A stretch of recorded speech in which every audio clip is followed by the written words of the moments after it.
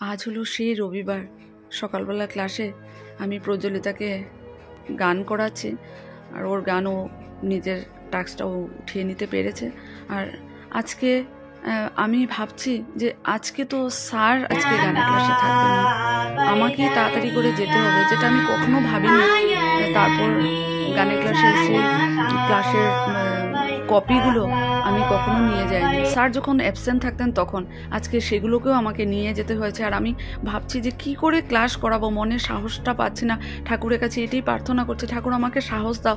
আর স্যারকে বলেছি, স্যার আপনি আমাকে আশীর্বাদ করবেন, আপনার ক্লাসটা যাতে আমি সুন্দর করে চালিয়ে নিয়ে যেতে পারি। তো এই দেখো পৌঁছে গেছি গোপীনাথ স্কুল, আর তালাটা খুলেই না আমি অঝরে কেঁদে ফেলেছি। আমি ভাবতেই পারছি না যে আজকে স্যার আমাদের মধ্যে আর নেই, টেবিলটা খালি, নাহলে স্যারের ব্যাগ কত কিছু থাকে। আমি মানে কি করব আর বলতে পারছি না। অশ্বিনীদাও এসেছিলেন, বলছে জয়া কি করিবা, একটু করিবই লাগিব, আমার স্যারের সপনটো মানে পূর্ণ করিব লাগিব, স্যারের যেটু সপন আছিলে।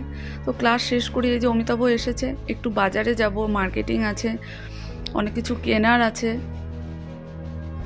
অনেক দিন ধরে ভাবছিলাম কিন্তু আর হয়ে ওঠেনি। ছেলে কম্পিউটার ক্লাসে আছে, তো ভাবলাম চলো আজকে এই কাজটা করে নিই। তো গাড়িটা ওখানে রেখে অমিতাভ আর আমি প্রথমে কলিতা হোটেলে গিয়ে একটু সুইটস নিলাম। আর এইদিকে দেখো সবজি নিচ্ছি, খুব সুন্দর রবিবারে বাজার, আমাদের মার্কেটিং হয়ে গেছে। তো অমিতাভ আগে আগে যাচ্ছে জিনিসগুলো নিয়ে, একটু কলাও কিনে নিলাম। এই যে সব কিছু অমিতাভ গাড়িতে ভরিয়ে নিচ্ছে, আর আমি সামনের দিকে বসবো। মন ভালো না থাকলেও প্রতিদিনের কর্ম তো করতেই হবে। তো গাড়িতে বসে পড়েছি, আর এখন প্রায় 1:45 বাজে, বাড়ি পৌঁছতে পৌঁছতে 2 বাজবে। গিয়ে ভাতটা রান্না করব। আর আজকে আমাদের বাড়িতে আছে অঙ্কিতার বিয়ের রিসেপশনের মিনি পার্টি।